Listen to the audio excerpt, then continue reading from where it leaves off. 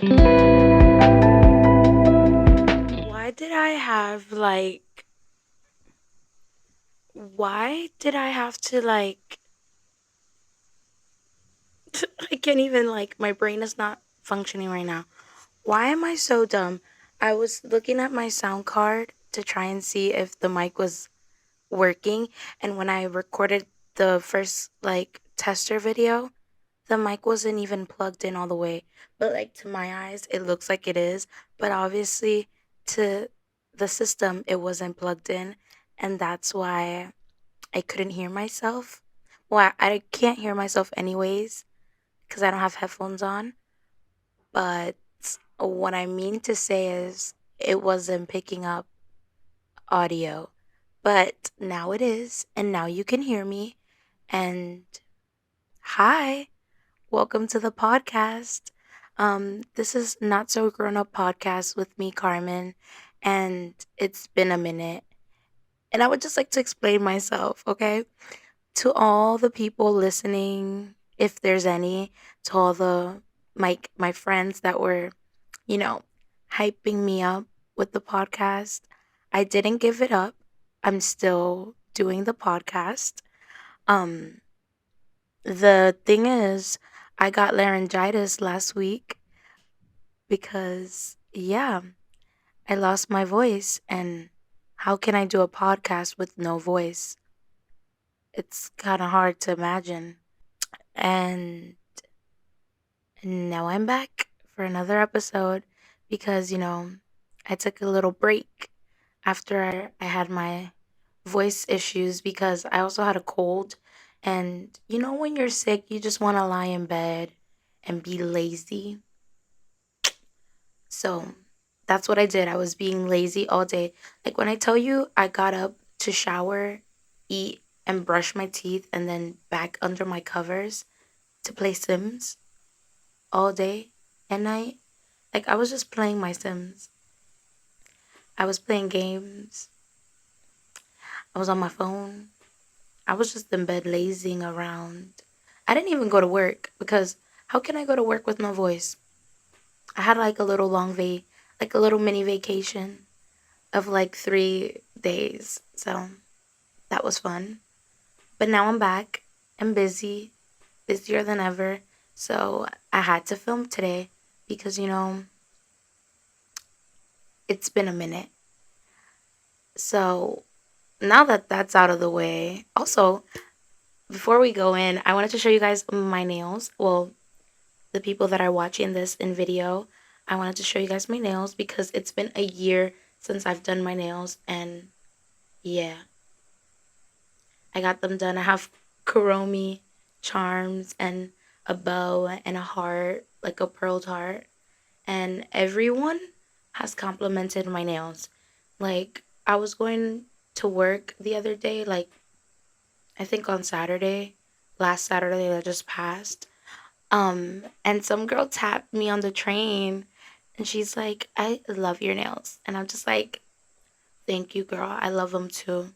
And yeah, I love my nails. So, in case you see me talking like this, no, I'm not gonna do that. But I'm not. But like, my nails are so nice. So I love them. But I just want to say that my not so grown up journeys are really, really, really hard because you know what happened today? I just got my diploma from my college. Well, not the physical copy because that's going to come in the mail after a certain date, but I'm assuming it'll come by next month, hopefully, which is March, and I'll have the physical copy. But now that I actually officially graduated because I got the digital copy of my diploma, like I have no clue what to do with that thing. I guess I'm gonna buy like a frame and put it up somewhere in my room, maybe like behind here, so you guys can see it in the next podcast episode. Like I really don't know now, but I don't want to dwell on that topic of career just yet because that's gonna be for next episode about all things graduating, all things college, all things, all of that next time. Today's episode, though, I do want to talk about, going through an identity crisis in your 20s and how you deal with that and kind of what that is. And we all know what an identity crisis is. I mean, I hope we do because I'm about to go and pull up, you know, a scientific definition of it because I feel like everyone, thinks of it in a different way. But for me, my identity is basically just who I am as a whole, how I portray myself, and kind of who I want to be. And when you're going through a crisis of that, it's like you don't know who you are, you don't know who you want to be, you don't know what you're going to do with your life. And I feel like we go through more than one identity crisis because I do think it depends on your situation, like what's going on in your life at the time, what you're going through, the people around you, your environment, things like that. And currently, I think my crisis has to do with like what I just said, like school. I just finished school. What now? Like, what am I going to do now? What do I do with that degree? Like, do I hang it up somewhere? Or how do I put it to use?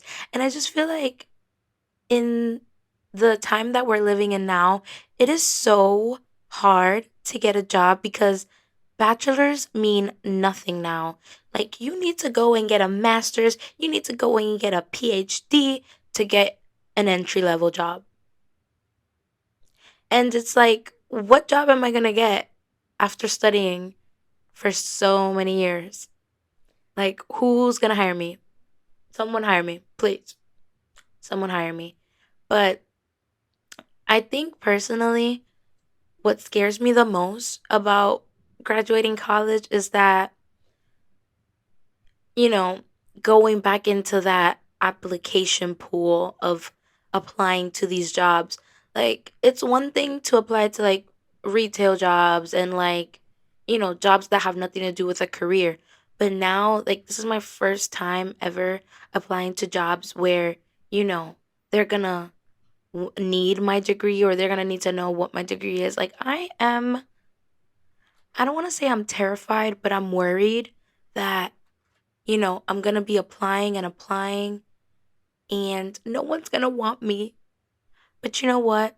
Someone will have a position for me. I mean, so I hope.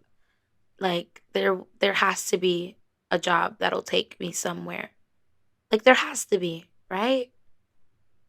I would expect. But enough of that because that's for next episode. Here I go rambling about the things that I want to say next time. Basically, I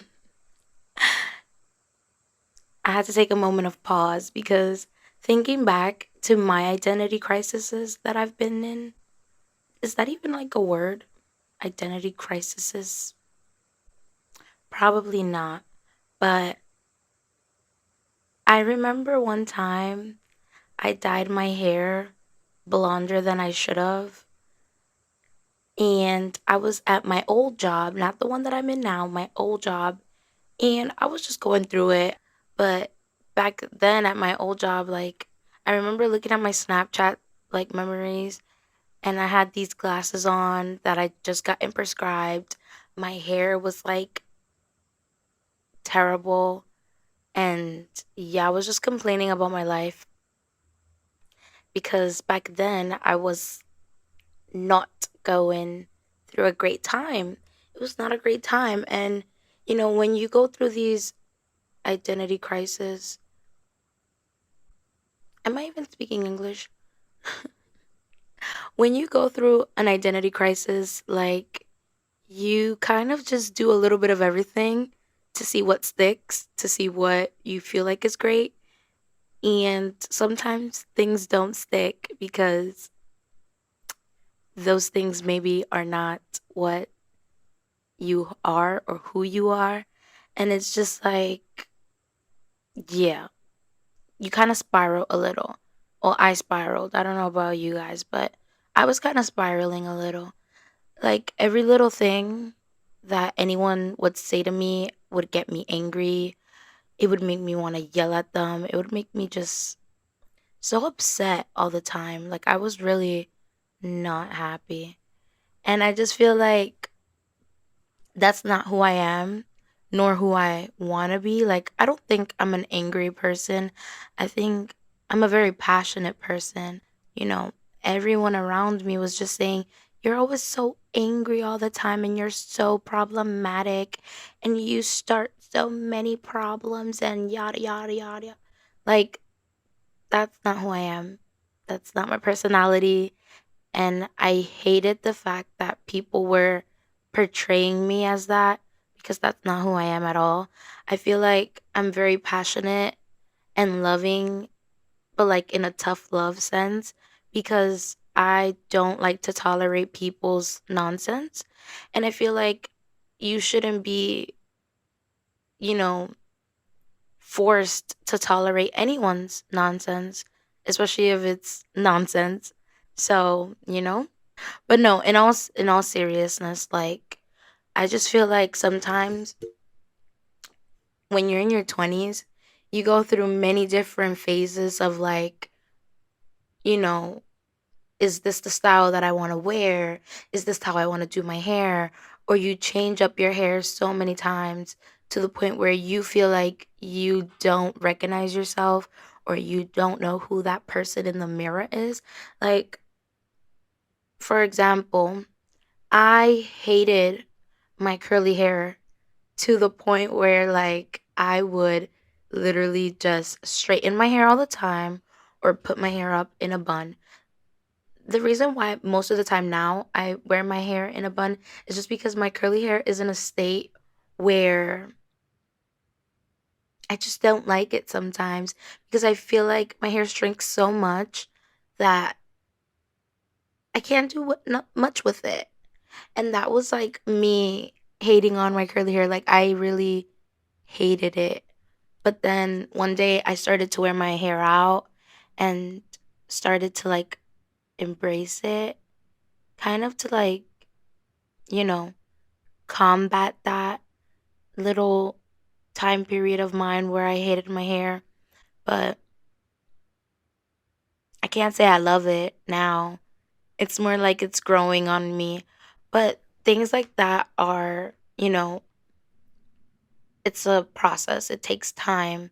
It's not like, one day I'm going to go to bed and I'm going to wake up and I'm going to be this person.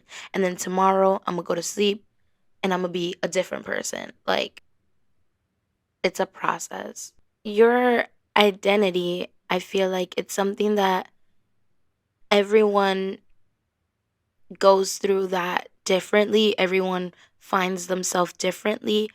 But, you know, to be sure of who you are is something that not a lot of people have or not a lot of people have found yet. And sometimes you're sure of who you are one day and then the next you don't know who you are, you don't know what you want, you don't know what it is that you're doing. And I have gone through moments like that in my life where, you know, one minute everything's okay, I'm happy. And then the next, I'm just like, what am I doing here? Why did I just say that? What is going on? Who am I? And, you know, I think it's like a constant learning process because, you know, I don't want to say we don't go through more than one identity crisis, but there's always the one that changes you for the most part or majority, you know? I do think that identity crisis have to do with like situations that you're put in, your environment, friends, relationships, all of that. I feel like certain things may trigger you and may cause for you to feel like you're going through an identity crisis and may cause for you to think like you're confused about who you are.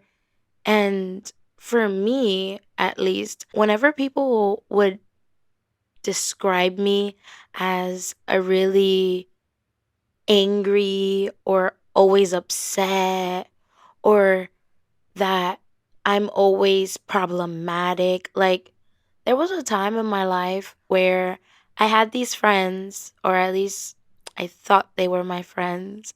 I had this group of people that were around me all the time. And when I tell you that sometimes I look back to my Snapchat memories and I don't even recognize who is the person I'm looking at back then, like that's how much of a identity crisis I feel like I was going through because everything I did back then, I feel like that does not identify who I am today or who I want to be going forward. Like I am not an angry person. I just think when it comes to certain topics, I am sorry, I got distracted.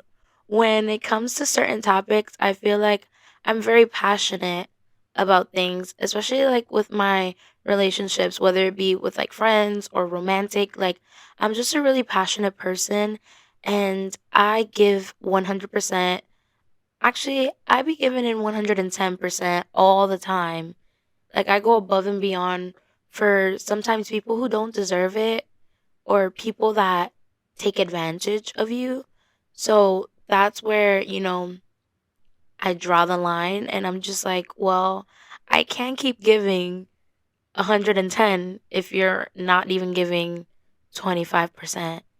Like, and then people will try and turn that on you and say, well, no, it's because you're an angry person and because you're problematic that no one wants to be with you. But it's like, you mean because you like to take advantage of my kindness, and now that I'm sticking up for myself, now I'm angry and I'm problematic and I'm too much? Like, what? Make that make sense because it made no sense. But that's literally like how I would always react back then. Like, I would always get into arguments with people that I cared for because I felt like they did not care for me and I was right. They didn't care for me. At least they didn't care for me how I cared for them. Whether they cared or they didn't care, they weren't giving me the same affection that I was giving them. And I feel like whenever you're in a situation that you're giving 110% and the other person is giving not even 25%, you need to stand your ground. And it's not a crime to stick up for yourself and tell that person, well, you don't want to give me the same energy I'm giving you, then I'm gone. I'm out. It's over. That's not a bad thing. Maybe I did go about it not such a good way. Like it wasn't so calm as I'm saying it right now. It was a bit more intense. But it's like when you have all those emotions, they just end up coming out. And that's not a bad thing either to a certain extent. I remember also one time, there was a time in my life where I always looked on my Instagram and people watched to the max. And I saw all my mutuals and all my friends, you know, going on trips and doing things and getting all these nice jobs and all these nice internships. Meanwhile, I was sitting right here on this bed in the cover, people watching and just wishing, like, why is my life the way it is? Like, what did I do wrong? Where did I go wrong? And it's just like, now that I'm a bit more wiser, I want to say, I understand that it's because people's paths and people's journeys are different. Like, you know, whatever I see other people doing I should not let that make me want to envy their life. I should be happy for them, but it should motivate me to be like, wow, they're doing great things. I could do great things too. And not in a malicious way, like, oh, I'm going to be better than them. Because no, don't like, there's no need to compete. There's room for everyone. There's room for everyone. And I just feel like,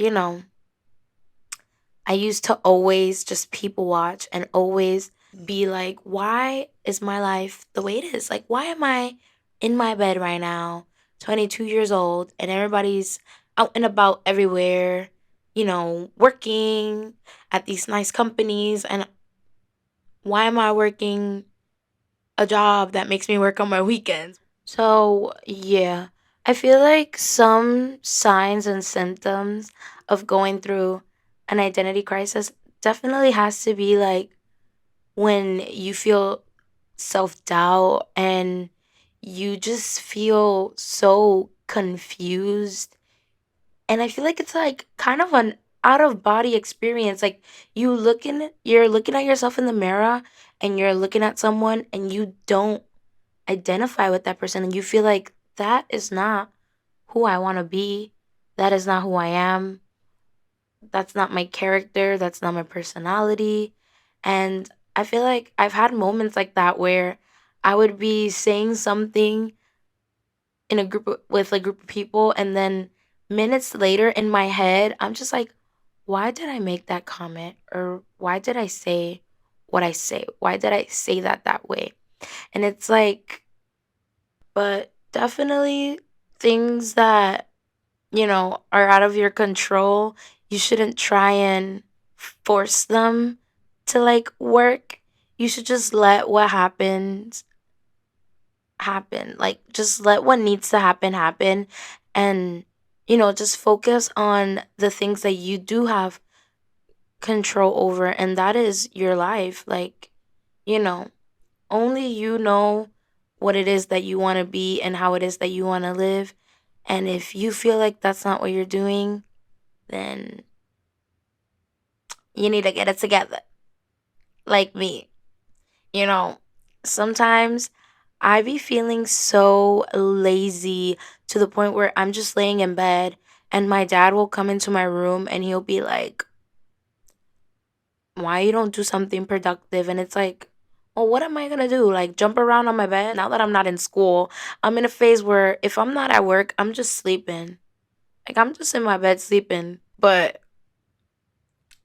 yeah, I just think it matters who you hang out with, who you surround yourself with, whether you have a good support system or not is very important as well. I just feel like if you are in an environment where you feel like that has to do with who you are as a person and that's affecting you as a person, then you need to remove yourself from that environment and be on your own because being alone is not always such a bad thing. I want to say being alone forever is a bad thing. Like, I feel like we all need to, find people that we can trust, find people that don't have ill intent towards us, and people that actually care. It's just like you gotta find them or you gotta wait till they find you. You know, I keep saying, like, I feel like I'm a broken record, but like, I hope you guys know what I'm trying to say. If I tell you guys the story of why sometimes I just be like, and like, and yeah, like, I'm contradicting myself. But guys, for me to film this podcast episode, I have to wait until every single person in my household is asleep. Because one, my mom, my dad, and my brother and I work, but my brother works a night shift, so he doesn't get home till midnight. And my mom and my dad are up around watching TV, talking on the phone, doing a little bit of everything. And around 1 a.m. is kind of when the noise simmers down here in my household. So every time I'm filming, I don't want to say every time, But most of the time when I'm filming this podcast, it be the middle of the night. Like right now it is 3:45. And I wanted to do my makeup for the podcast too. Like don't don't come for me cuz I wanted to look nice for the video. But yeah, it be late because the people in my house be up till late. Things that are important to have whenever you do feel like you don't know who you are and you don't know what it is that you want, you don't know what it is that you want to do, when you feel like you have no idea who you are as a person, things that are important are your relationships, your friendships, your family relationships, romantic relationships. Like, you need to surround yourself around people that have your best interest at heart. Not what they think you should be or who you should be, but they should just be there to support you while you figure out what it is that you want to do and what you want to be. Because if you let every single person in your life tell you what to do, you are going to be miserable. You are going to be miserable. Like, this is a funny story, but I never told my dad because, yeah. But basically, when I was younger, my dad would always tell me, like, you should be a doctor, you should be a lawyer, you should be this, you should be that. Because, those are very common occupations that, you know, people through their stereotypical views assume you would make a lot of money. I would assume a doctor makes a good paycheck, but like that's what me and my stereotypical mindset would think, right? So my dad would always say like you should be a lawyer, you should be a doctor, all these things. And so then my older sisters, I have 5 older sisters. I never got into my family tree, but yeah, I have 5 older sisters. Um yeah. So one of my older sisters, right, the oldest, she did medical assistant. Then the other one, she also did, well, she's doing something else, but that's that. The third one was also doing something related or a profession that's well known. I have a sister that, is in the military. And then I have another sister that's doing dental assistant.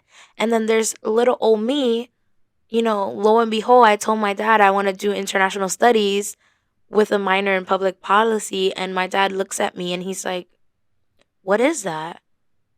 Can you get a job from that? Like, what even is that? Like, every time I tell my parents what it is that I study, they're just like, and what are you going to do?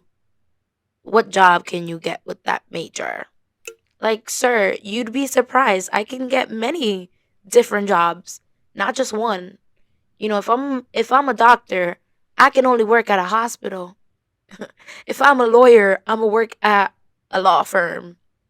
But my major, I can work in many different things because it's kind of generalized. Like if I want to do media, I could. If I want to do international affairs, I could. If I want to get a government job, I could. So there's so many possibilities that I can get out of my major. That's why I majored in that because I didn't want to be restricted to only one kind of like one area of work or like to one place of work. Like I wanted to be able to have a lot of availability to so many things. I can work in so many different fields. I don't have to just work in one field. But my dad literally has, I think, till this day that I graduated, has no clue what it is that I studied and what it is that I went to school for. I mean, it's not like he paid for it, the government did, but I do think my dad probably wishes I was a lawyer or a doctor, but like, that's not what I wanted to do. And I just feel like for some people, family influences sometimes can make you choose to do things that you don't want to do. And so, whenever I was stressing about school, I feel like one of my biggest stress that I, feel relief from is now that I don't have to go to school, like, I don't have to stress about, my major and what am I going to do? Should I switch my major? All this. Like, there was times where I was like, should I do what my parents want me to do so that they can be happy, I guess? But then, like, what about me? What about me? There's this meme that it's, I gotta put me first. And that's what I did. I put me first. I didn't let whatever my sisters were doing or my brothers were doing, I didn't let whatever anyone else was doing tell me I can't major in what I want to major in. And yeah, I told my dad I graduated from college, a bachelor's for international studies. My concentration is culture and communication, and I have a minor in public policy. That's my major. That's what I went to school for. And as for jobs, I have so many options. I don't even know where to start. And my dad just was like, well, I hope you're successful. And, I was like, okay, well, thanks. Because I thought he was going to be like, well, what? Like, I thought he was going to ask me again what it is that I studied, but he kind of just let me be. And I'm actually glad for that because when I first decided my major, like when I tell you, my parents were just confused most of the time. And my dad was just like, why don't you just do this? Why don't you just do that? And I know it comes from a loving part of his heart. I lost my train of thought again. But I know he says it from, a loving point of view. It's just like when you get all these suggestions, it makes you sometimes feel like, is what I'm doing not good enough? And it's not like that person is at fault, but those things trigger those emotions. Like, okay, so because you don't know what my major is, I should just be a doctor? Like, it's funny now because I told my dad that one time. I was like, oh, so since you don't know anything other than the major occupations, I should just be whatever you want me to be. But like, I have to put me first. And if I put you first, I'm going to be a doctor. I'm going to make money. I'm going to save lives, but I'm going to be miserable because that's not what I wanted to do. That's not what I wanted to major in. And I would hate to go through years and years of med school to then end up hating it. Like, that would be such a shame, you know? I don't, I don't want to say a waste of money because it's knowledge, but to someone who didn't want to do that, it would be a waste because someone else could have been doing that. Someone else that really wanted to be that. And I had to lay my foot down and I told my parents, like, listen, that's what I'm going to major in and that's what I'm going to study. And whether you guys like it or not, that's what I'm going to do. Thank you for your time, mom and dad. And then they kind of just understood and agreed with me or kind of let me be. They were like, okay, well, sorry. And I was like, well, you're forgiven. But that's why I feel like it's so important to just make sure that you don't let your environment tell you what it is that you should or should not do. Because then if you listen, you're going to be miserable. Years from now, you don't want to study a major that your parents wanted you to and then not like it. Like, please. Like, that was my biggest fear.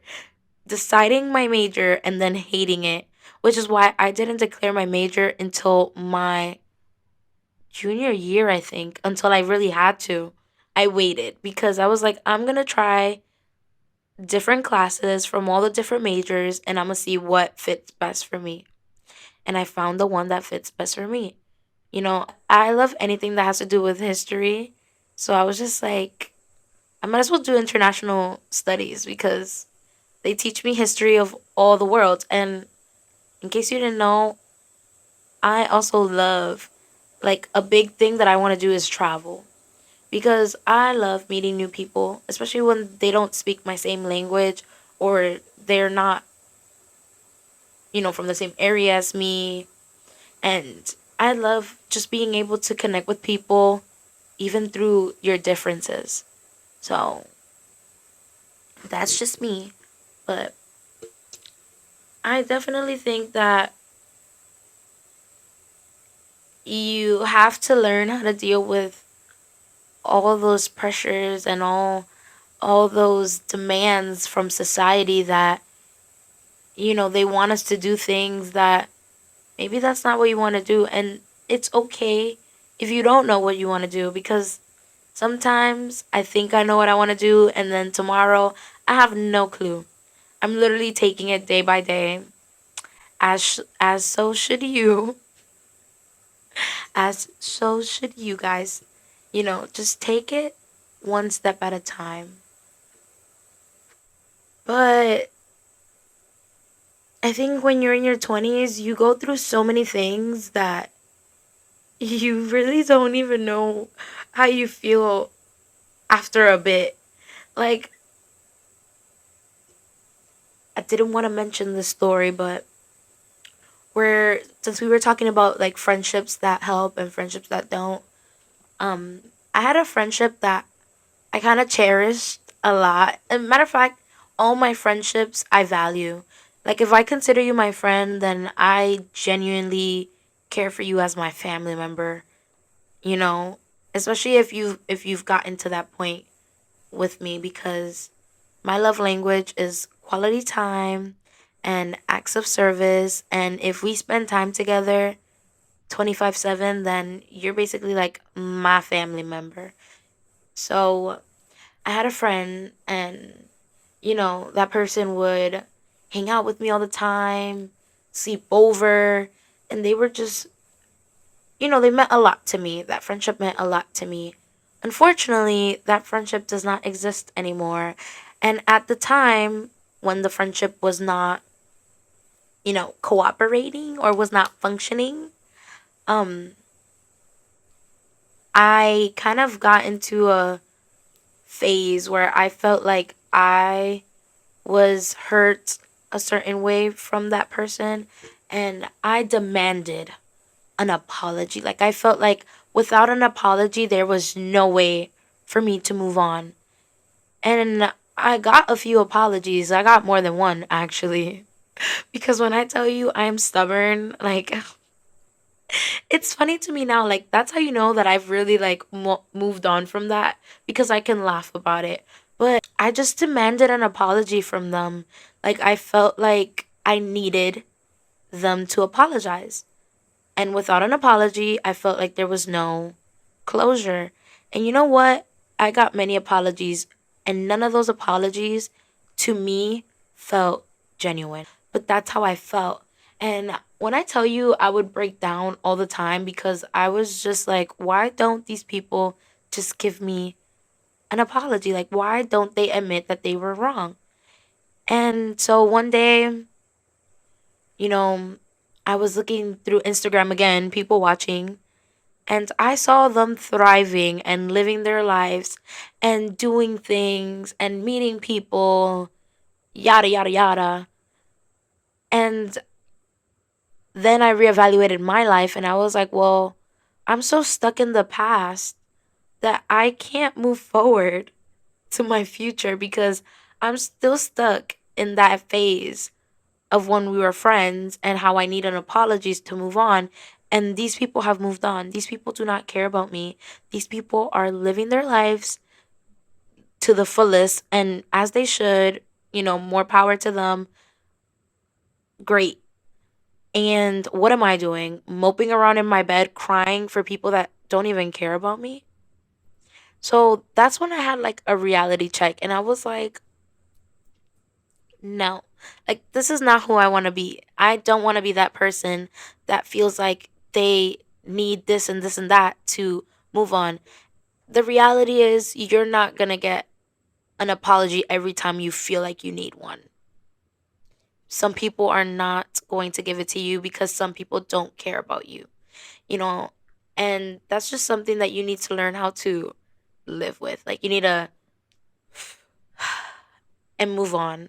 So that's exactly what I did. I was like, if these people don't care about me, why should I care about them? Like, it's not even on a like, I wish them the worst. Like, no. I totally wish them the best. And if they ever stumbled my way, like, I would say hi to them because I'm not like that. I'm not that type of person. But it's just like you need to wake up and smell the roses and realize that not everyone is going to cater to what you think you need and deserve. And even though it may be true that, you need that apology or you deserve that apology, some people just don't care. And if you dwell on the fact that they didn't apologize and, you need closure still, you're going to be, 5 years from now still stuck in the same place because you can't move on. And yeah, I was like that. I was stuck 2 years in the past, stuck on everything they did to me, how they treated me, how they did this and this and that, and how they betrayed my trust. I was stuck on all those things, and those people were moved on. They were not in that era anymore. They were not stuck on the things from 2 years ago. I was. And guess who it was hurting? It was hurting me. They hurt me, and it was still hurting me. So you can see where I'm going with this. Things like that, you cannot let those things identify you. I was letting my past be my whole persona. Like, I was letting that be my whole identity. I was like, but I'm hurt, but I got hurt, but I was the one who was betrayed. They hurt me. And it's just like, girl, like, if I could go back and slap myself in the face, I would. I would because, you know, unintentionally we adopt these, little experiences that we go through and we make them our whole personality when we shouldn't, especially not for people that don't care. Like, it's really, something that you just have to wake up and smell the roses and just be like, okay, they don't care, so why should I? They moved on, so I should move on too. And yeah, you're not gonna get all the closure you need all the time. You just have to, take that chapter and close it yourself and not wait for the chapter to close on its own. Like, you need to know when it's time to move on and when it's time to walk away. So, the only piece of advice out of everything that I said, I hope something was productive. Like, I really do. If not, then this was just like me venting about my experiences. But I really do hope that this message was productive to someone out there and this could help you. Let me know if it did. Like, I don't know, but um yeah, the last piece of advice I feel like I can leave, before I finish this episode is that you just need to understand that your journey is not like everyone else's. And only you know what you go through and what you have to do and what you wanted. Like, only you can tell. Like, there's no one that can tell your story but you. That's, a fact. Because I cannot sit here and give a story time about someone else's life. Because if I did, it wouldn't be genuine. It wouldn't be true because it's like what I'm what I heard and me telling it. I hope you guys get what I'm trying to say. Like, I really do hope you guys get what I'm trying to say. Um I do think that I want to film my episodes more earlier on in the day because my brain cells are like non-existent and I feel like that's why that's why I be sounding like a broken record and I be saying like and I feel and and but because the time that I film my podcast episodes is literally when everyone in my house is asleep so that I can have peace and quiet. Yeah, like I said, my brain cells are crashing at this point. But you see, I keep saying but. Like I really sound like a broken record. Like if I knew how to DJ, I would DJ over my but. Oh, actually, on my sound card, I have like effects. This was voice change. And when I'm editing, I hope whatever voice it changed to, it was a cool one. Because I don't have earphones. I really hope you enjoyed this episode with me, Carmen, on Not So Grown Up Podcast. And yeah, thank you for joining me on our Not So Grown Up journeys with me, Carmen, on Not So Grown Up Podcast. And that's a wrap. Oh my gosh, actually, I can't. That was not my real intro because I still have the voice change. I mean, that was not the real outro because I still had the voice change. You guys for joining me on our Not So Grown Up journeys. I'm Carmen, and this has been Not So Grown Up Podcast. And that's a wrap.